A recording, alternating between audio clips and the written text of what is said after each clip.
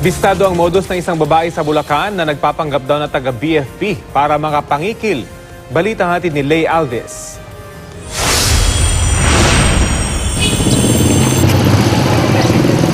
Magpapanggap na tauhan ng BFP, kunwaring mag-iinspeksyon, saka mangingikil. Yan daw ang modus ng suspect na si Cherry Grace De Leon na inaresto sa isang entrapment operation sa Barangay Tuktukan, Giginto, Bulacan.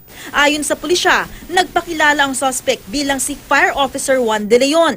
Matapos mag-inspeksyon sa isang gasolinahan, naningil umano ng 13,000 piso sa may-ari para ma-refill ang fire extinguisher. Pag nakuha niyo yung fire extinguisher tsaka yung kabuang bayad dun sa fire extinguisher na pagre-refill di umano, ay hindi na ito sumisipot. Sa entrapment operation, nabuko ng pulisyang hindi pala miyembro ng BFP si De Leon.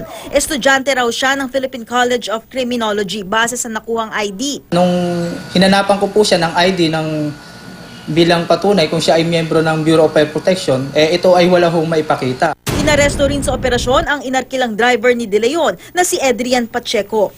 Na-recover sa kanyang sasakyan ang mga fire extinguisher na kinuha umano ni De Leon. Ay marami na po itong naibiktima. Ang area of operation nito is Region 3, NCR, tsaka Calabarzon po. Tumangging magbigay ng pahayag si De Leon na mahaharap sa mga kasong usurpation of authority at estafa.